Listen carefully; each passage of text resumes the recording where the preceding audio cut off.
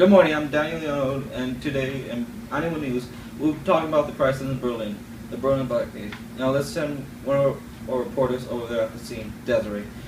What can you tell us about the Berlin blockade? Thanks a lot, Daniel. The Berlin blockade is the first major conflict we're seeing right now between the Soviets and the Western Allies. Germany is split up between various countries such as the US, France, and Great Britain. This is known as the Western Sector. Right now, we are with Angela of the Eastern Sector to tell us what has changed. Hello, Angela. Hello. How has life changed since the Berlin blockade was put into place? Well, the effects are the most noticeable in the West. What countries were affected by the Berlin blockade? France, Great Britain, and the United States. Has this affected you in any way? Yes, it has, because I haven't been able to see my mother, who is very sick right now. Why is that? Because she lives in France, and I'm not allowed to go over there since I live in Berlin. What exactly is the Berlin blockade and what country began it? The Berlin blockade was began by the Soviet Union to limit the ability of countries like France, Great Britain, and the United States to travel to their sectors in Berlin. How is Berlin benefiting from this? Berlin occupies territory, meaning that all food supplies, weapons, and other kind of material have to go through Berlin's checkpoints in order to reach to the Allied zone. Thank you, Angela, for sharing this information with us. Reporting from Berlin, back to you guys in the studio. You might be wondering about Mr. and Mrs. Rosenberg. Are they going to be tried? The answer is yes. We'll be now covering the first trial of Ethnis and Julius Rosenberg. Here's Desiree's motor of the story. Thanks, Daniel. Today I find myself in front of the New York Southern District Federal Court, where Ethel and Julius Rosenberg just had their first trial. Ethel and Julius are being trialed for transmitting information on atomic bombs to Russia. David Greenglass, Julius Rosenberg's brother-in-law, is now the chief witness in this trial. Follow me in front of the courthouse for more insight from Mrs. Rosenberg. This is Miss Rosenberg herself. Hello, Ethel. Hello.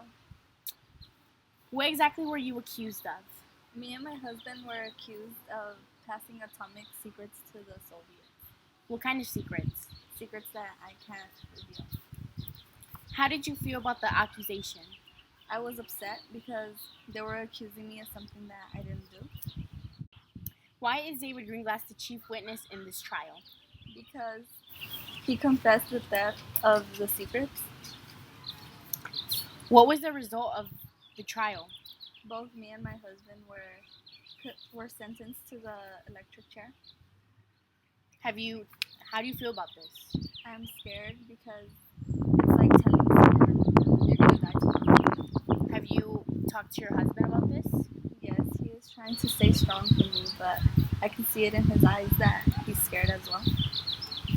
Yeah, I understand. I would feel the same way if I were in your position. Thank you for sharing this with us. Back to you, Daniel. And for the final story, war still continues in North Korea. It started when North Korean troops started to invade the southern part of Korea to make Korea a communist country. For the more of the story, there's Ray, who is currently at the scene. Thank you, Daniel.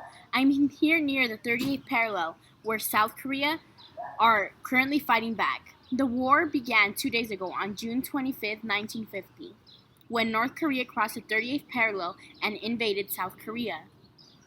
North Korean troops are currently winning most of the battle, which made the South Korean troops have to pull back to the south.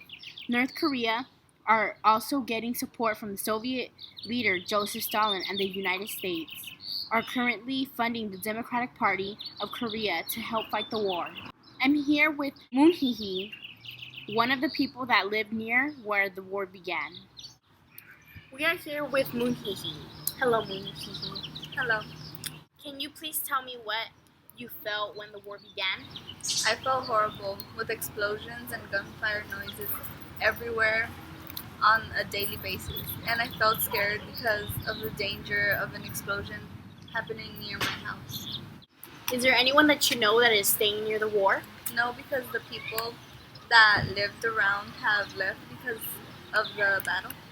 How come you're one of the last ones to leave this place? Because my family didn't think that the war was going to get worse until the noises started to get louder, and we were told to evacuate. How does it feel to move away from where you live? I feel devastated to leave the South because I really like my house here. Why are you planning to move to the South? Because that is the only place me and my family can go to that seems to be safe. How do you know that they are going to let you move to the South, since from my understanding, no one from the North can go to the South? Because since I am at the 38th parallel, they are going to give me the option of where me and my family want to live. And what have you decided? To move to the South. It was nice interviewing you. Back to Daniel. And with that being said, let's go to Richard, who will give us this week's weather forecast. Thank you, Daniel. Welcome to this week's weather forecast. Good morning, everyone. So, Monday is going to be, we're going to have clear skies, followed by Tuesday, should be the same case. That's going to be wonderful weather to go outside, so I hope you guys do that. Wednesday, it's actually going to change. It's going to be cloudy with a slight chance of rain. Thursday, it is expected to rain, so be aware of that. Lastly, Friday should let up because it's going to be really sunny, and it's going to be great. That concludes our weather forecast. Back to you, Daniel. And this has been the Animo News. Have a good day, Animo.